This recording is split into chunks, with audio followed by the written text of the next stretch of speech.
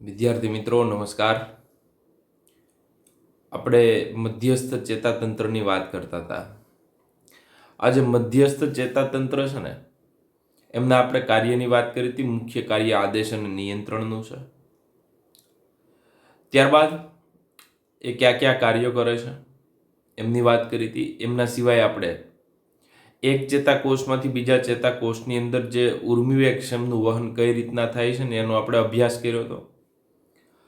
તો એમની અંદર મુખ્ય રીતે એસિટાઇલ કોલાઇન હતો, એમનો મહત્વનો ફાળો હતો. આદેશ અને નિયંત્રણ તરીકે જે મધ્યસ્થ ચેતાતંત્ર કામ કરે છે એમની અંદર મગજ અને કરોડરજ્જુ. એમના કાર્યો જે અહીંયા તમને દેખાય છે એ બધા જ કાર્યો આપણે ગઈકાલે રિપીટ કર્યા હતા, મતલબ જોયા હતા. ઐચ્છિક હલનચલન, શરીરનું સમતોલન, મહત્વપૂર્ણ અનૈચ્છિક અંગો છે એમના કાર્ય, ફેફસા, હૃદય, મૂત્રપિંડ, ઉષ્ણતાનું નિયમન, ભૂખ, તરસ, શરીરમાં પરિવહન, લયબદ્ધતા,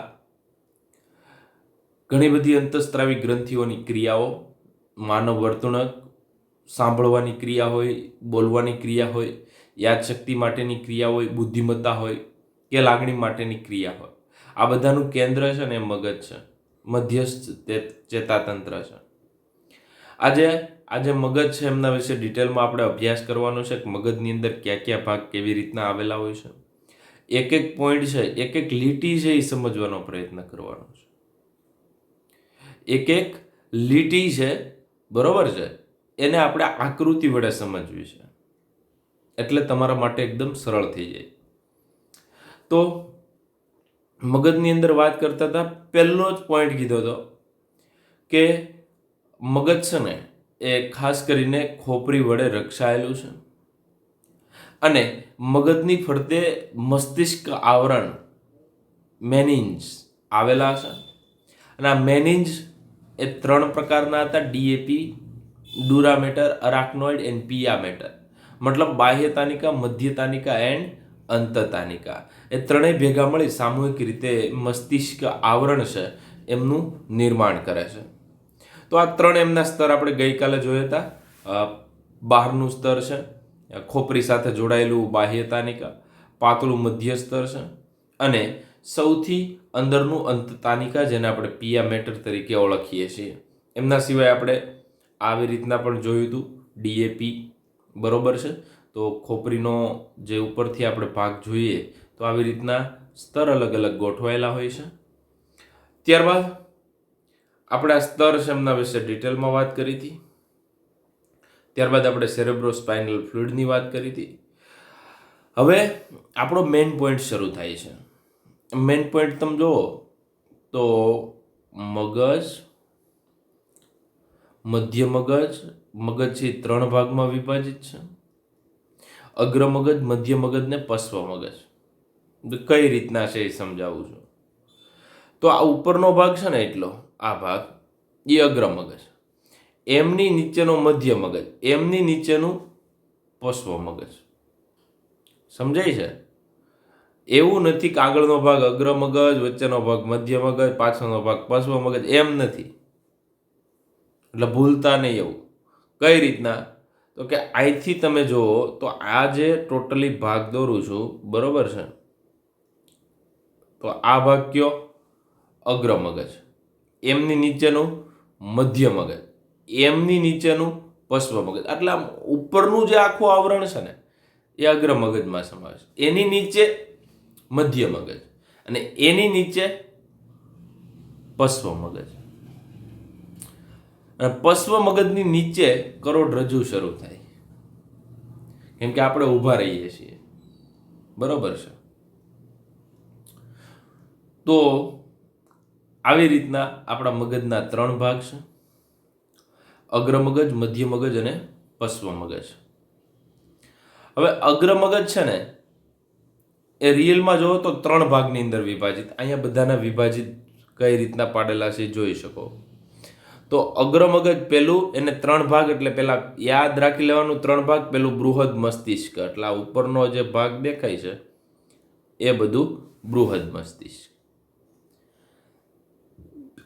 ત્યારબાદ આ જે બ્લુ કલરનો પોર્શન દેખાય છે થેલેમસ અને થેલેમસનું તળિયું એટલે આ નીચેનો ભાગ એટલે એને હાઇપોથેલેમસ.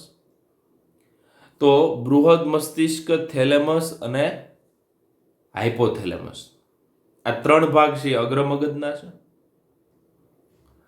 અહીંયા આજે થેલેમસ, હાઇપોથેલેમસ એમની નીચેનો ભાગ, આ ભાગ, એ ભાગ છે એ મધ્ય મગજ છે.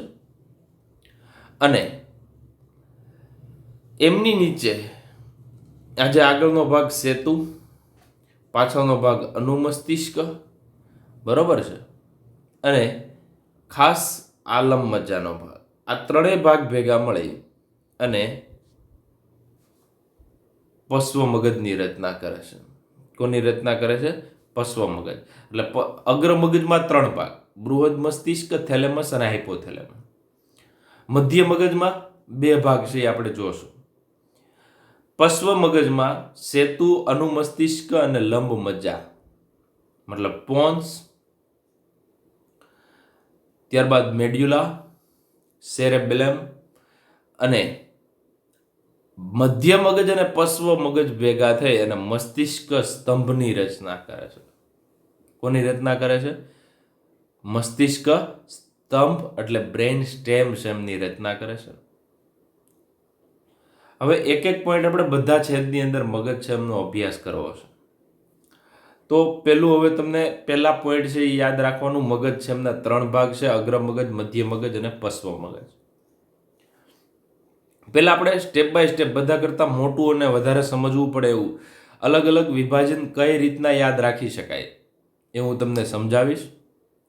તો અગ્ર મગજ પહેલા ભણશું, સૌથી નાનું મધ્ય મગજ અને એના કરતાં થોડુંક મોટું પશ્વ મગજ. એટલે સૌથી વધારે ફોકસ કોના ઉપર કરવાનું છે? અગ્ર મગજ ઉપર. તો પહેલી આપણે વાત કરીએ અગ્ર મગજ. અગ્ર મગજ 3 વસ્તુનું બનેલું. બૃહદ મસ્તિષ્ક. હવે બૃહદ મસ્તિષ્ક એટલે કયો ભાગ? આ ઉપરનો ભાગ તમને જે દેખાય છે એ કયો ભાગ? બૃહદ મસ્તિષ્ક. તો આ ઉપરનો મતલબ હું પેલા ખોપરી કાઢી લઉં, ખોપરી કાઢું પછી મસ્તિષ્ક આવરણ કાઢું, જે ઉપર દેખાય ને એને શું કહેવાય? બૃહદ મસ્તિષ્ક. ત્યારબાદ થેલેમસ અને હાઇપોથેલેમસ એમ 3 ભાગ. એટલે પેલા કોની વાત કરવાની? તો કે બૃહદ મસ્તિષ્કની. સૌથી મોટો ભાગ છે મગજનો.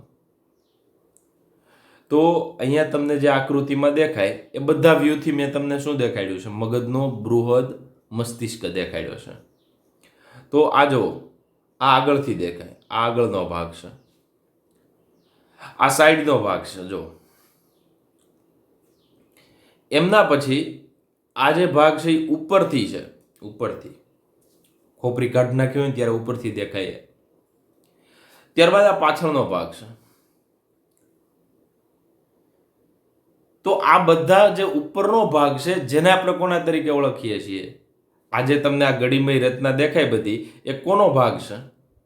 તો કે આ ભાગ છે ને એ વિદ્યાર્થી મિત્રો એ બૃહદ મસ્તિષ્ક છે. કોણ છે? બૃહદ એટલે બહારનું,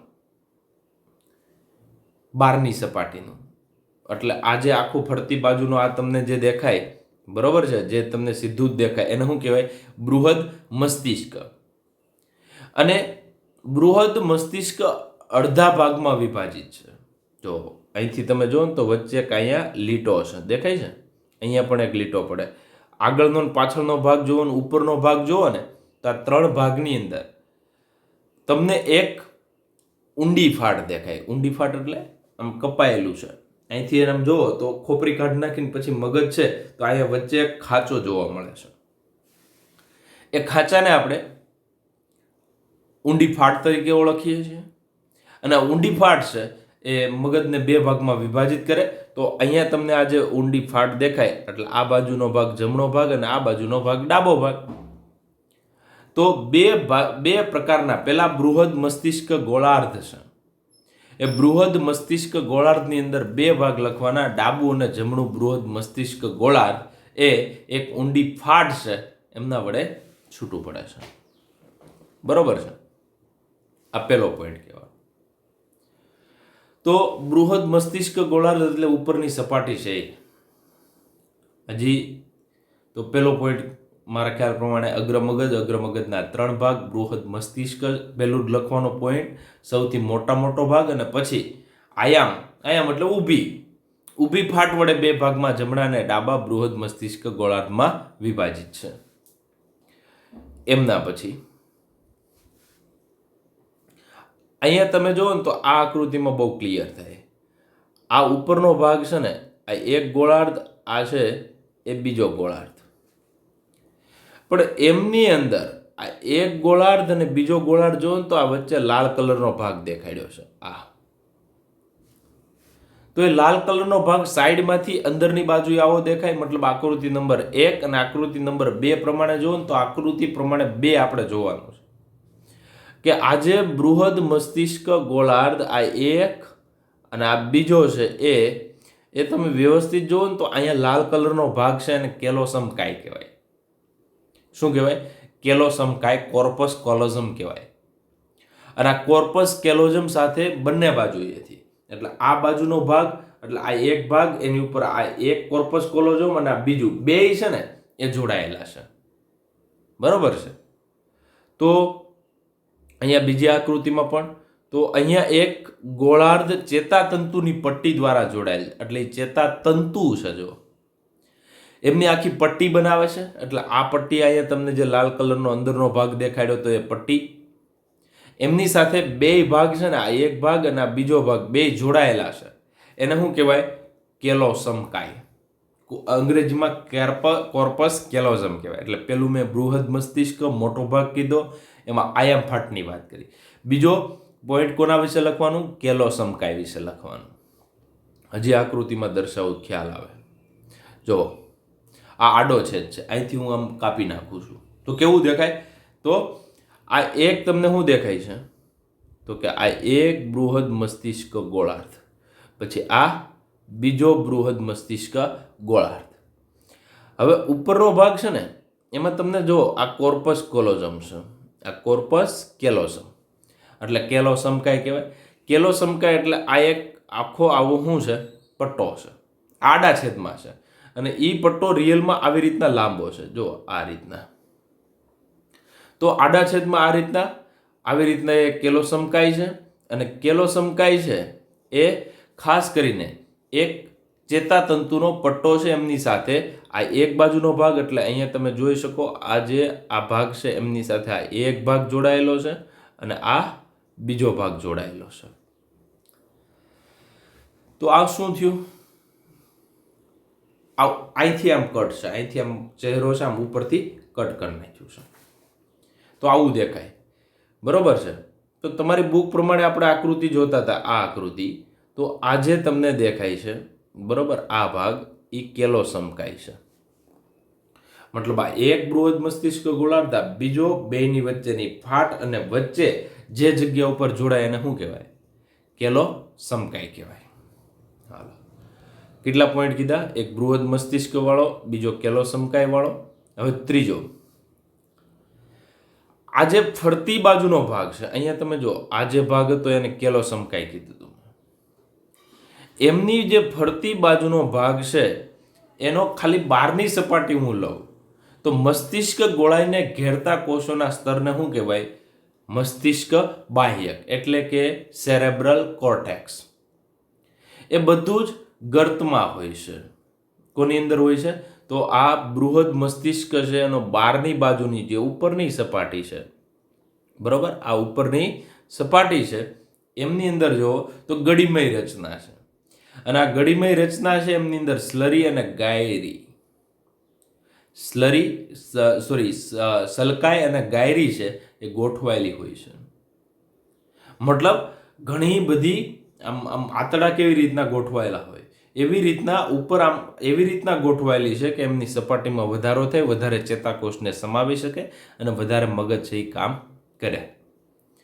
તો અહીંયા ટોટલ આ જે ભાગ છે સેરેબ્રલ કોર્ટેક્સ એટલે કે બાહ્યક એટલે બહારની સપાટી, ટોટલી ગળીમય રચના છે. તો આ બૃહદ મસ્તિષ્કનો આ જે બહારનો ભાગ છે એ બહારની સપાટીને આપણે બાહ્યક તરીકે ઓળખીએ છીએ. તો આ ત્રીજો ભાગ. પહેલો ભાગ બૃહદ મસ્તિષ્ક, મગજનો સૌથી મોટો ભાગ કીધો.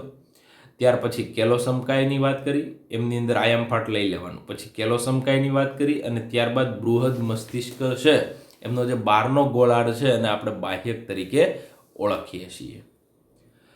ત્યારબાદ વિદ્યાર્થી મિત્રો હવે બે શબ્દ સમજાવું છું.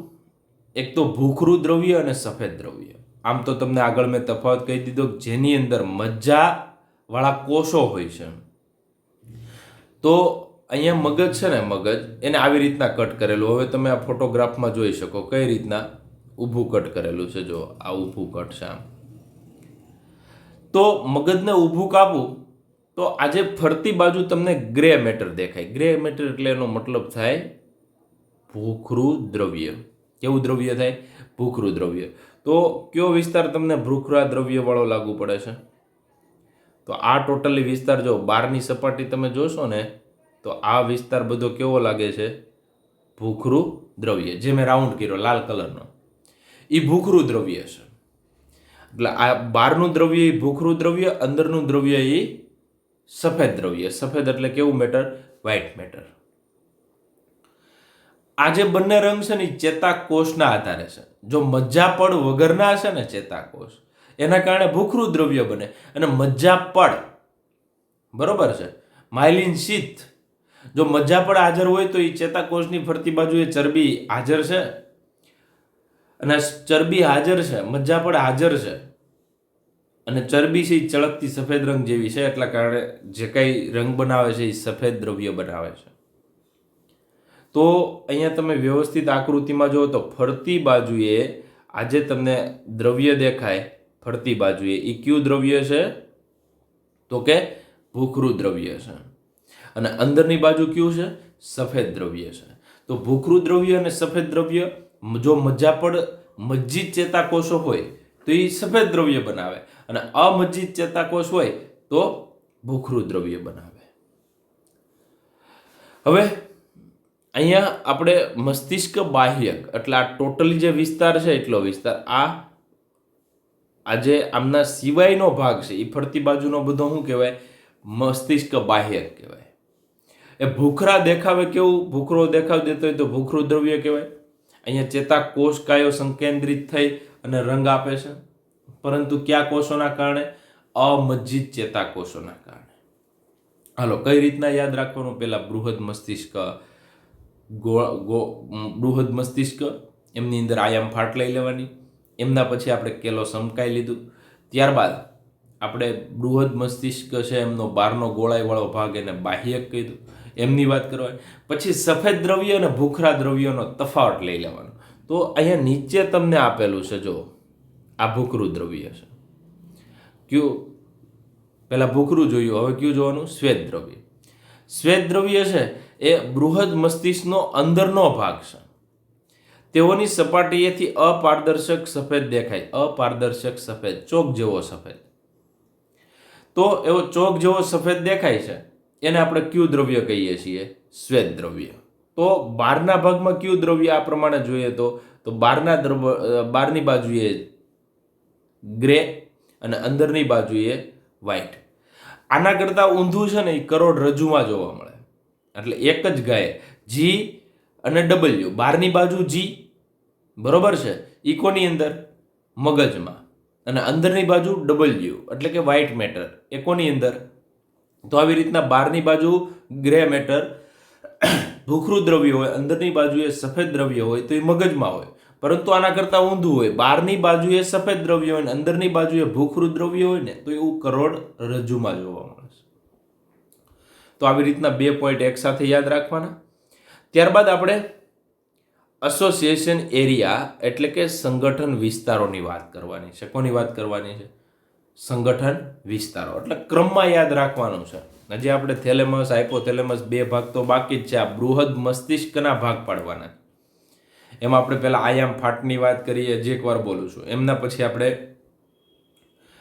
ખાસ આયામ ફાટ પછી કેલોસમકાય છે એમના પછી બાહ્યકની વાત કરી, પછી સફેદ અને ભૂખરું દ્રવ્યની વાત કરી અને હવે સંગઠન વિસ્તારો. સંગઠન વિસ્તારો એટલે ખાસ યાદ રાખજો કે સંગઠનનો મતલબ શું થાય? ભેગું કરે છે. સંગઠન એટલે એસોસિએશન, એસોસિએશન એટલે ભેગું થવું, બરોબર, એક થવું. તો અહીંયા તમે જોઈ શકો આ મગજની આકૃતિ છે, એમની અંદર આ જે બૃહદ મસ્તિષ્ક ગોળાર્ધ, તો આ આગળનો ભાગ તમને જે દેખાય છે, આ બ્લેક કલરનો આગળનો ભાગ, એ કયો વિસ્તાર કહેવાય? અગ્ર કપાલી. આ મધ્ય કપાલી, આ પશ્વ કપાલી અને આ શંખક. મગજના પણ જે બૃહદ મસ્તિષ્ક છે એના આવી રીતના ભાગ પડે. હવે એમની અંદર બહારની સપાટી તમે જુઓ ને તો માની લો કે આ જે પશ્વ કપાલી છે, તો પશ્વ કપાલી મગજનો જે બૃહદ મસ્તિષ્કનો ભાગ છે એમની અંદર વિઝ્યુઅલ એસોસિએશન એરિયા છે. વિઝ્યુઅલનો મતલબ શું? તો કે દેખાવ. તો દ્રષ્ટિ માટેના સંગઠન વિસ્તારો ક્યાં આવેલા છે?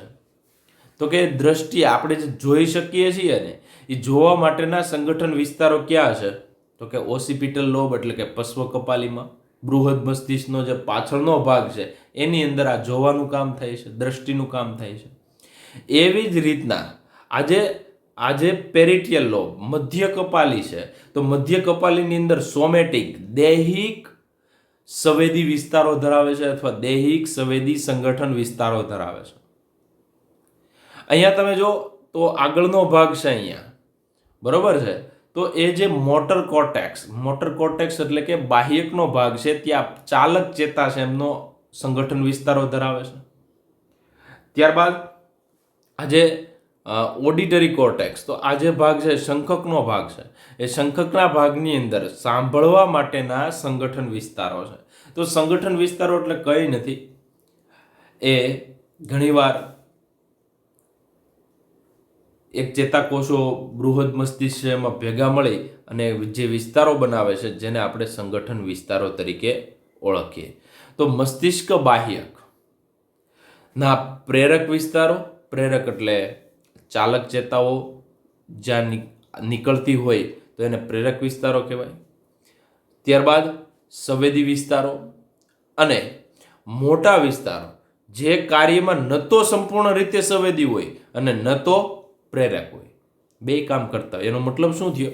જે કાર્યમાં સંપૂર્ણ રીતે સંવેદી પણ નથી, ન તો સંપૂર્ણ રીતે પ્રેરક છે, મતલબ બંનેનું કામ કરવાની ક્ષમતા ધરાવનારા જે વિસ્તારો છે જેને આપણે સંગઠન વિસ્તારો કહીએ છીએ.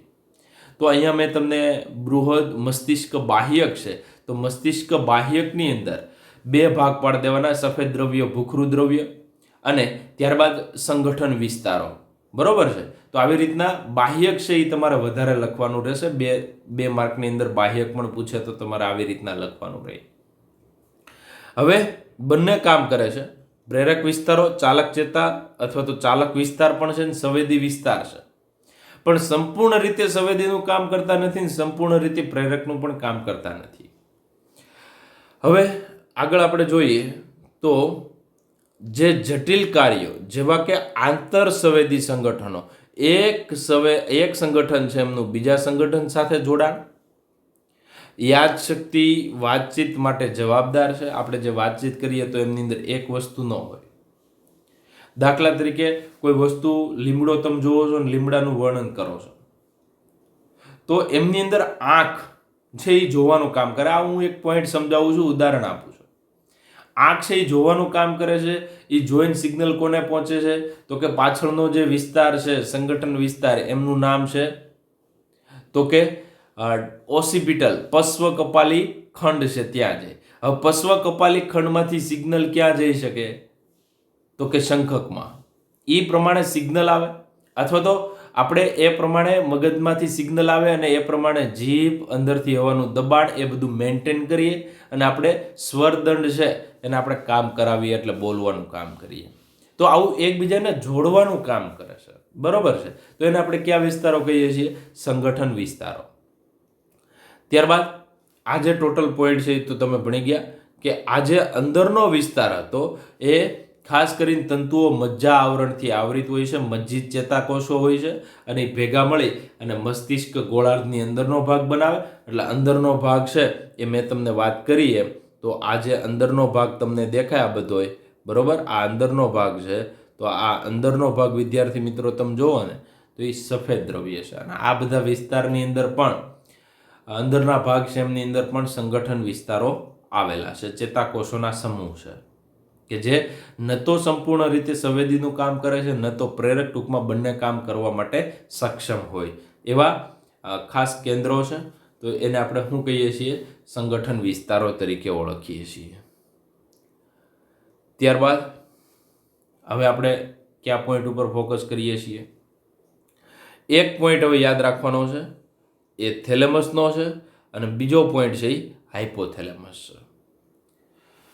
તો મગજ છે ને ચાર્ટ પ્રમાણે અગ્ર મગજ, મધ્ય મગજ અને પશ્વ મગજમાં પણ તમે વિભાજિત કરી શકો. તો બૃહદ મસ્તિષ્ક આવરણથી ઘેરાયેલ રચના, એટલે આ જે ભાગ છે, આ તમારી બુક પ્રમાણે જોઈએ તો આ જે ભાગ છે, બરોબર છે, લાલ કલર દેખાડું છું એટલે વધારે ખ્યાલ આવે. આ જે ભાગ છે, આ ભાગ એક્ઝેક્ટ આ ભાગ, તો એને શું કહેવાય? થેલેમસ. થેલેમસ એટલે ગુહાની ફરતી આવેલો ભાગ છે. તો કેલોસમકાયની અંદર આવેલો, એટલે ફરતી બાજુ કોના દ્વારા ઘેરાય છે? તો કે બૃહદ મસ્તિષ્ક દ્વારા ઘેરાય છે. તો એ ભાગ છે એમને થેલેમસ કહેવાય.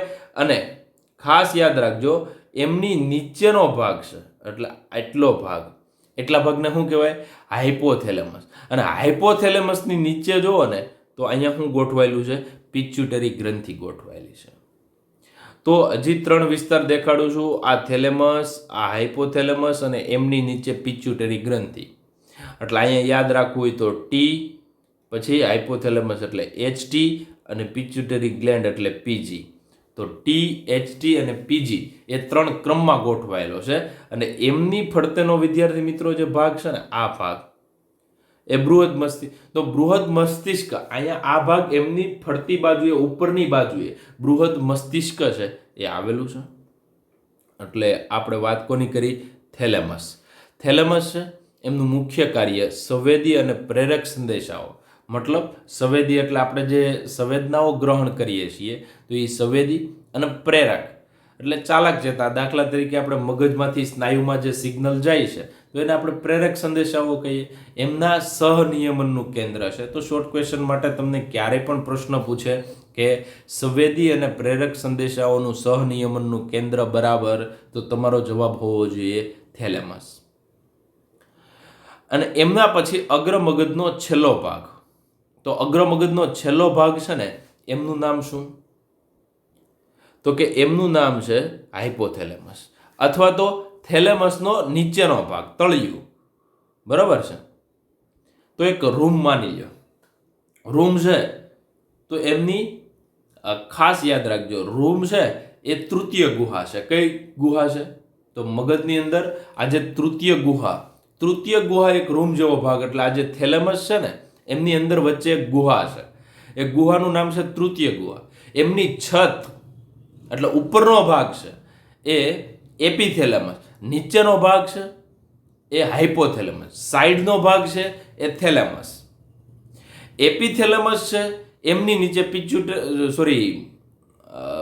તૃતીય ગુહા, એમની નીચેનો ભાગ થેલેમસ, અને એમની નીચેનો ભાગ આ એક તૃતીય ગુહા માની લો કે આ તૃતીય ગુહા છે, ઉપરનો ભાગ છે એને એપિથેલેમસ, સાઈડનો ભાગ છે એને થેલેમસ, નીચેનો ભાગ છે એને હાઇપોથેલેમસ, અને એમની નીચે પિચ્યુટરી ગ્રંથિ ગોઠવાયેલી હોય છે. તો થેલેમસના તળિયે હાઇપોથેલેમસ આવેલું છે. હાઇપોથેલેમસ ઘણા બધા કેન્દ્રો ધરાવે છે. તો એક શોર્ટ ક્વેશ્ચન માટે યાદ રાખજો, શરીરનું તાપમાનનું નિયંત્રણ. તો તમને ક્યારે પણ પ્રશ્ન પૂછે ખાવા અને પીવાની તીવ્રતાનું નિયમન કોણ કરે? તો કે હાઇપોથેલેમસ. શરીરના તાપમાનનું નિયમન કોણ કરે? હાઇપોથેલેમસ. જો તમને એવો પ્રશ્ન પૂછે કે સંવેદી અને પ્રેરક સંદેશાનું મુખ્ય સહનિયમન કેન્દ્ર, તો થેલેમસ. પરંતુ તમને એવો ક્યારે પણ પ્રશ્ન પૂછે કે તાપમાનનું નિયંત્રણ કોણ કરે? તો હાઇપોથેલેમસ. ખાવા અને પીવાની તીવ્રતાનું નિયંત્રણ કોણ કરે? હાઇપોથેલેમસ. અહીંયા તમે વ્યવસ્થિત જોઈ શકો, આ ભાગ હું તમને સમજાવવા માંગુ છું. તો અહીંયા તમને આ ભાગ છે, વચ્ચેનો ભાગ, બરોબર છે. તો અહીંયા તમને થેલેમસ દેખાડ્યું છે. થેલેમસની નીચેનો ભાગ હાઇપોથેલેમસ, એમની નીચે પિચ્યુટરી ગ્રંથિ. હજી કદાચ ન સમજાણો હોય તો આ બીજી આકૃતિ સમજાવવા માટે જ મેં મૂકેલી છે.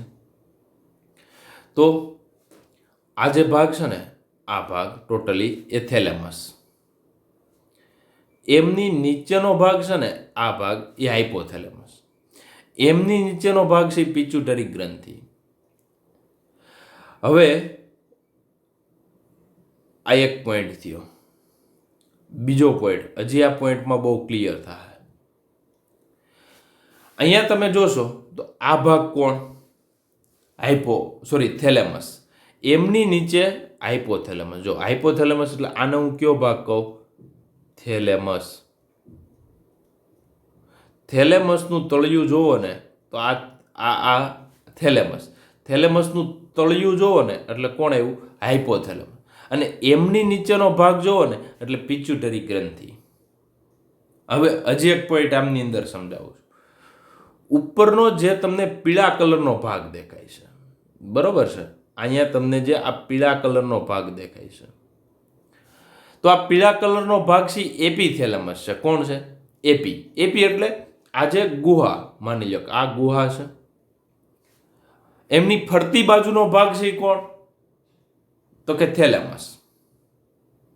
ઉપરનો ભાગ તમને દેખાય છે, આ કોણ? એપીથેલેમસ. નીચેનું હાઇપોથેલેમસ, બરોબર? આ લાલ કલર વાળો હાઇપોથેલેમસ. નીચેનો ભાગ પિચ્યુટરી ગ્રંથિ. હું તમને જે સમજાવવા માંગુ છું એ ઉપરનો પીળા કલરનો ભાગ, આ ભાગ છે એ ભાગનું નામ શું? એપીથેલેમસ. હવે એપીથેલેમસ આ જે દંડ બનાવે, આ જે ગ્રંથિ દેખાય ને એ પિનિયલ ગ્રંથિ. એટલે એપીથેલેમસનો પાછળનો ભાગ છે એ દંડ બનાવે ને પિનિયલ દંડ કહેવાય, અને એ ગ્રંથિ કયો તો પિનિયલ ગ્રંથિ કહેવાય. તો આ પોઈન્ટ તમારે ખાસ હાઇપોથેલેમસમાં સમજવો જ પડે. તો આ ભાગ છે એ થેલેમસ, એમની નીચે હાઇપોથેલેમસ, એમની નીચે પિચ્યુટરી ગ્રંથિ, ઉપર ખાસ એપીથેલેમસ. એપીથેલેમસનો પાછળનો ભાગ જે લાલ કલરના પોર્શન તરીકે તમને દેખાડું છું, તો આ જે લાલ કલરનો પોર્શન છે, બરોબર છે, આ જે ભાગ છે લાલ કલરનો, પીળો ભાગ, મતલબ એટલો ભાગ, બરોબર, તો એને આપણે કઈ ગ્રંથિ? પિનિયલ ગ્રંથિ તરીકે ઓળખીએ છીએ.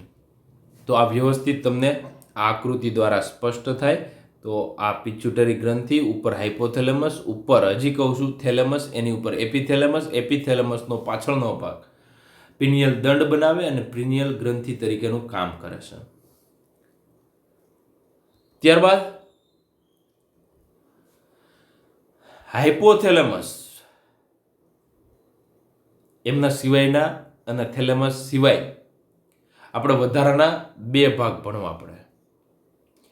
તો બૃહદ મસ્તિષ્ક ગોળાર્ધની અંદરના ભાગો અને ઊંડી રચનાના સમૂહ જેવો ભાગ, બદામ આકારના ભૂખરા દ્રવ્યોનો બનેલો, એને એમિગડાલા. જો આ મગજ છે, બરોબર છે?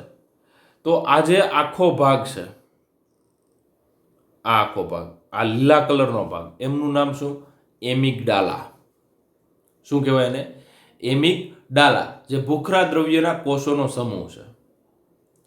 અને એની આગળનો ભાગ, એટલે અહીંયા તમે આકૃતિમાં જોશો તો તમને હિપોકેમ્પસ દેખાશે.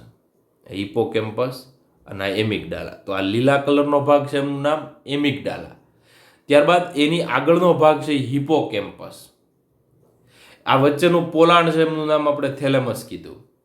એમની નીચેનો ભાગ છે, એમને આપણે હાઇપોથેલેમસ કીધું. તો હાઇપોથેલેમસ, થેલેમસ, એમિગડાલા, હિપોકેમ્પસ, આ બધા ભેગા મળી અને આ જે તંત્ર બનાવે છે એ તંત્રને કહેવાય લિમ્બિક તંત્ર. શું કહેવાય? લિમ્બિક તંત્ર. તો અહીંયા તમારી બુકની અંદર પણ આ સ્પષ્ટ શબ્દ લખ્યો છે કે ઊંડી રચનાના, આજે ઊંડી રચનાના બદામ આકારનો ભૂખરા દ્રવ્યોનો સમૂહ, જેને આપણે એમિગડાલા કહેવાય. તો તમને ક્યારેય પ્રશ્ન પૂછે કે બદામ આકારનો, બરોબર છે, ભૂખરા દ્રવ્યોનો સમૂહ છે એને શું કહેવાય? તો કે એમિગડાલા અને હિપોકેમ્પસ. તો અહીંયા મેં તમને એમના કામ પણ આપી દીધા છે કે આજે મેમરી, યાદશક્તિનું કામ છે, decision making and emotional response. Emotional એટલે તમને ખબર છે સારી રીતના. તો એ રિસ્પોન્સ બધા એમિગડાલાના લીધે હોય છે. જો હાઇપોથેલેમસનું કામ હું શરીરનું તાપમાન જાળવે, ભૂખ છે, તરસ છે, બરોબર છે, દુખાવો છે, ઊંઘ આવવાનું કામ છે, બરોબર. એ કોણ કરે છે? હાઇપોથેલેમસ. એમિગડાલાનું કામ શું કીધું?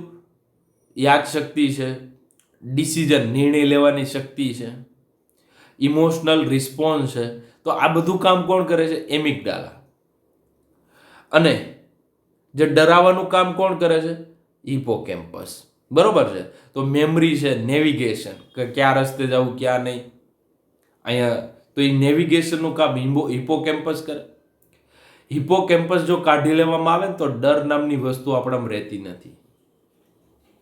તો આપણામાં જે બીક અને ભય થોડો ઘણો જે હોય છે એ હિપોકેમ્પસના કારણે પણ હોય છે.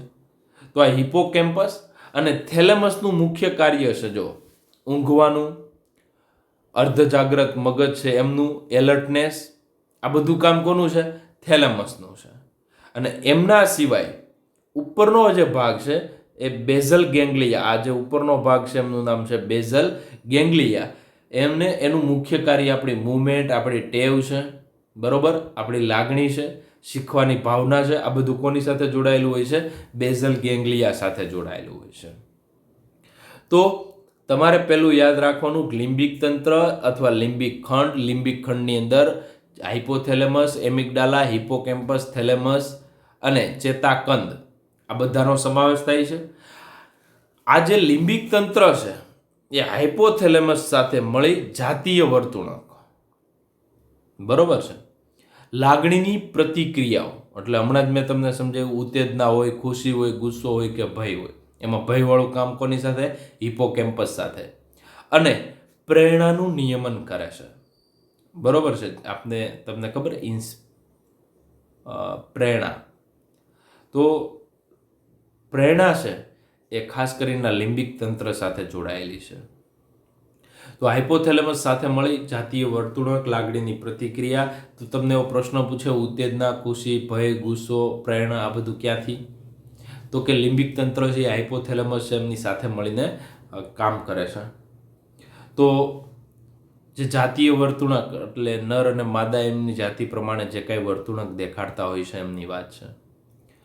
તો વિદ્યાર્થી મિત્રો, અહીંયા મેં તમને વ્યવસ્થિત લિમ્બિક તંત્ર છે એ સમજાવ્યું.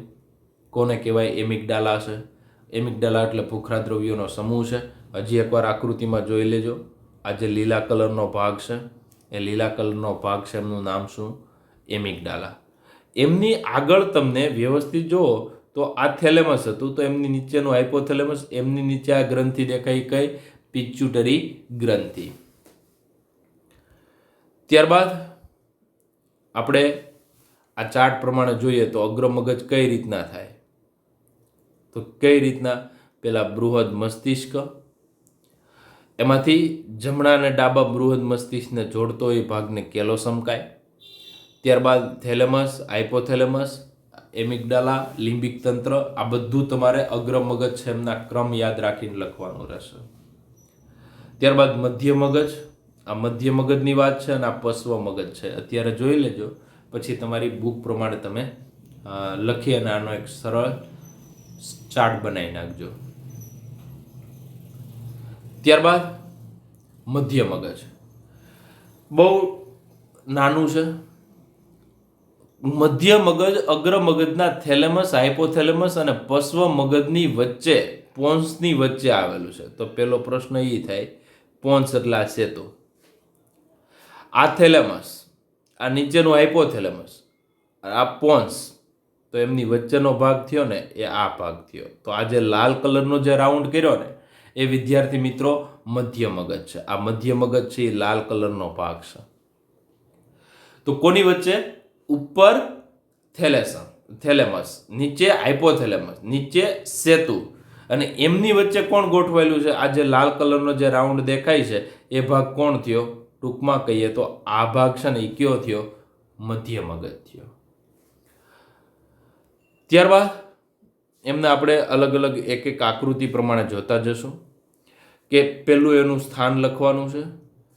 ત્યારબાદ એક નળી જે મસ્તિષ્ક તરલ નલિકા કહે, એટલે એક નળી છે એમનું નામ આપ્યું મસ્તિષ્ક તરલ નલિકા, સેરેબ્રલ એક્વિડક્ટ. જે મધ્ય મગજમાંથી પસાર થાય છે. ક્યાંથી પસાર થાય છે? મધ્ય મગજ. તો આ સેરેબ્રલ એક્વિડક્ટ, આ જે નળી અહીંથી પસાર થાય છે ને, એ નળીને શું કહેવાય? મસ્તિષ્ક તરલ નલિકા કહેવાય. ત્યારબાદ મધ્ય મગજના પૃષ્ઠ બાજુએ, ખાસ યાદ રાખજો કયો શબ્દ છે? પૃષ્ઠ બાજુએ 4 ઉપસેલા ગોળકો ખંડો હોય છે, જેને ચતુષ્કાય ખંડો એટલે કે કોર્પોરા કોન્ડ્રીજેમિના. ત્યારબાદ એટલે હવે મારો પોઈન્ટ સમજાવવાનો છે, એ પોઈન્ટ સમજો. તો આ ભાગ છે, એટલો ભાગ આપણે જોયો. એમની અંદર આવી રીતના આ જે ઉપરનો ભાગ છે એ વાત નથી કરતા. અહીંયા તમને આવી રીતના સીધા જ નહીં દેખાય, પરંતુ એને આપણે કયા વ્યૂમાં જોવું પડશે? પૃષ્ઠ વ્યૂમાં, એટલે કે ડોર્સલ વ્યૂ. તો ઉપરનો ભાગ છે, બરોબર છે, આ ઉપરનો ભાગ એ થેલેમસ છે. ઉપરનો ભાગ છે કોણ છે? થેલેમસ. તો તમને આ જે 2 ગોળ મોટા ભાગ દેખાય છે, આ પૃષ્ઠ વ્યૂ છે. આવી રીતના આ ઊભું વ્યૂ છે. આવી રીતના ઊભું જોઈએ એમ નહીં, આવી રીતના કટ કરીને જોઈએ ને, તો આ ઉપરનો ભાગ છે એ કોણ છે? થેલેમસ. એમની નીચે, થેલેમસની નીચે તમે જુઓ ને, કેમ કે થેલેમસની નીચે અને સેતુની ઉપરનો ભાગ, તો અહીંયા આ એક ઉપસેલો ભાગ, આ બીજો, આ ત્રીજો ઉપસેલો ભાગ અને આ ચોથો ઉપસેલો ભાગ, 4 ઉપસેલા ખંડો છે. એમાં ઉપરના 2 છે ને સુપર કોલિક્યુલી કહેવાય, સુપિરિયર કોલિક્યુલી કહેવાય. નીચેના 2 ઉપસેલા ભાગ છે ને ઇન્ફિરિયર કોલિક્યુલી કહેવાય. એટલે 1 અને 2 છે એ સુપિરિયર કોલિક્યુલી, નીચેના 3 અને 4 નંબર 2 દર્શાવું એ ઇન્ફિરિયર કોલિક્યુલી. મતલબ ઉપરના 2 ગોલકો અને નીચેના 2 ગોલકો, એટલે ટોટલ કેટલા થયા?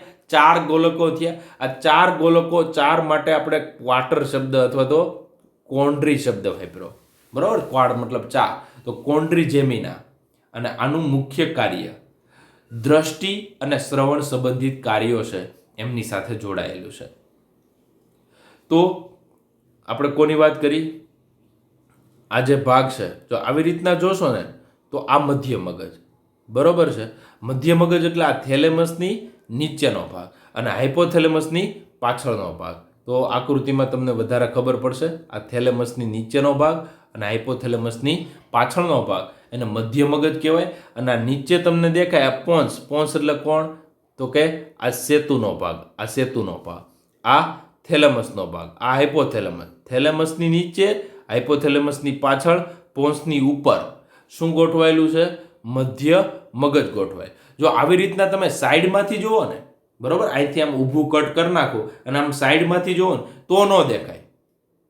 પરંતુ આગળથી આમ કટ મારું અને હાઇપોથેલેમસની નીચે મેં તમને દેખાડ્યું, બરોબર, એમ પાછળનો વ્યૂ જોઉં ને, તો આ થેલેમસ. હવે તમે વ્યવસ્થિત જો, આ કોણ? થેલેમસ. થેલેમસની નીચે, તો આ જે એમની નીચેનો ભાગ કયો આવશે? સેતુવાળો ભાગ, બરોબર. તો આ જે ભાગ છે એમની અંદર 1, 2, 3 અને 4 આવા 4 ખંડો દેખાય છે. અને આ જે ખંડ છે એને આપણે શું કહેતા હતા? તો કે કોન્ડ્રીજેમિના ચતુષ્કાય ખંડો કહેતા હતા. ચતુષ્કાય ખંડો એમાં 2 ઉપરના છે, એમનું નામ શું? તો કે ખાસ યાદ રાખજો, સુપિરિયર કોલિક્યુલી, નીચેના છે ઇન્ફિરિયર કોલિક્યુલી. હવે આમના પછી એક પોઈન્ટ આપણો આમનો બાકી હતો, એમનું નામ છે મધ્ય મગજ અને પશ્વ મગજ બે ભેગા થાય તો એને શું કહેવાય? મસ્તિષ્ક સ્તંભ અથવા તો બ્રેન સ્ટેમ, જે તમારી બુકમાં ઓલરેડી લખેલું જ છે. તો આ તમારી બુક પ્રમાણે મસ્તિષ્ક સ્તંભ, મધ્ય મગજ અને પશ્વ મગજ બે ભેગા હોય ને તો એને બ્રેન સ્ટેમ એટલે કે મસ્તિષ્ક સ્તંભ છે એમના તરીકે ઓળખવામાં આવે છે. એમના સિવાય આપણે વાત કરીએ તો પશ્વ મગજ. પશ્વ મગજની અંદર 3 ભાગ બહુ ક્લિયર છે.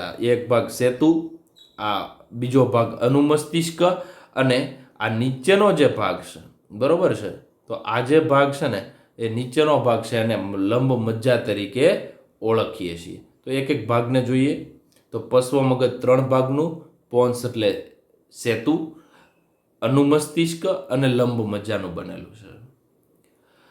પોન્સ મગજના પોન્સની એક જ લીટી છે. પોન્સ મગજના વિવિધ વિસ્તારોને સાંકળતા પથતંતુ ધરાવે છે, ચેતાતંતુ ધરાવે છે. ત્યારબાદ હવે આ પાછળનો ભાગ નાનું મગજ કે ગણાય તો અનુમસ્તિષ્ક. અનુ એટલે નાનું, મસ્તિષ્ક નાનું મગજ એ આ ભાગ. તો નાનું મગજ એ સપાટીનો ખૂબ જ ગૂંચળામય ભાગ હોય છે, ઘણા બધા ચેતાકોષોની જગ્યા પૂરી પાડે છે. મગજને ખાસ યાદ રાખજો, અનુમસ્તિષ્ક છે એ મગજનું લંબમજ્જા અને કરોડરજ્જુ સાથે જોડાયેલું છે. એટલે કઈ રીતના? તો આ નીચે તમે જો તો લંબમજ્જા સાથે, અહીંયા લંબમજ્જા સાથે અને નીચે કરોડરજ્જુ સાથે જોડાયેલું છે. તો લંબમજ્જા છે એ લંબમજ્જા ખાસ યાદ રાખજો, બરોબર છે. તો આ લંબમજ્જાનો ભાગ છે, આગળ વધી અને કરોડરજ્જુ છે એમનું નિર્માણ કરે છે. ત્યારબાદ નીચેનો ભાગ લંબમજ્જા, શોર્ટ ક્વેશ્ચન માટે ખાસ જરૂરી. શ્વસન, હૃદય છે એમની પરાવર્તી, કેમ કે શ્વાસ અનુચલન કેન્દ્ર ને બધા કેન્દ્ર, ઉલટીના કેન્દ્ર તમને ખબર હોય તો જઠરના સ્ત્રાવનું નિયંત્રણ. તો જઠરમાંથી જે ખોરાક આપણે બહાર કાઢીએ જેને આપણે ઉલટી થઈ એવું કહીએ છીએ. તો લંબમજ્જા છે એ શ્વસન, હૃદય સંબંધિત પરાવર્તી ક્રિયા છે, બરોબર છે. તો શ્વાસોશ્વાસની ક્રિયા છે એમનું નિયંત્રણ લંબમજ્જામાંથી થાય છે. ઉલટીના કેન્દ્રો પણ લંબમજ્જામાં છે. અને હૃદયને લગતી જે કાંઈ પરાવર્તિત ક્રિયાઓ છે તો હૃદયના ધબકારાનું નિયંત્રણ પણ લંબમજ્જા કરે છે. તો અહીંયા તમને એવું ક્યારેય પૂછે કે મગજનું લંબમજ્જા કરોડરજ્જુ સાથે જોડાણ કોણ કરે છે, તો તમારો જવાબ આવશે અનુમસ્તિષ્ક, બરોબર છે. તો અહીંયા આપણે બુક પ્રમાણે જે કાંઈ મુખ્ય રીતે 3 મગજ હતા, અગ્ર મગજ, મધ્ય મગજ, બરોબર, અગ્ર મગજ, મધ્ય મગજ અને પશ્વ મગજ, આ 3 મગજ છે એની આપણે ડિટેલમાં આજે વાત કરીએ. નેક્સ્ટ લેક્ચરની અંદર આપણે પરાવર્તી ક્રિયા છે એમનો અભ્યાસ કરશું. પરંતુ એ પહેલાં જે કંઈ ઉપરના પોઈન્ટ છે એમાંથી જે કંઈ સલકાઈ, ગાયરી, એમના સિવાયના જે કંઈ મહત્વના પોઈન્ટ બાકી હશે એમનો પહેલાં અભ્યાસ કરશું. ત્યારબાદ આપણે પરાવર્તી ક્રિયા અને પરાવર્તી કમાન કોને કહેવાય એમનો અભ્યાસ કરશું. ત્યારબાદ 1 કલાક આપણે કાનને આપશું, 1 કલાક આપણે આંખને આપશું. એટલે ટોટલી ડિટેલમાં આંખ અને કાન બંનેનો અભ્યાસ કરવાનો છે. અને ત્યારબાદ આ ચેપ્ટર છે અને પૂર્ણ જાહેર કરશું. એમનો નીટના પોઈન્ટ છે એમનો પણ અભ્યાસ કરશું. Thank you.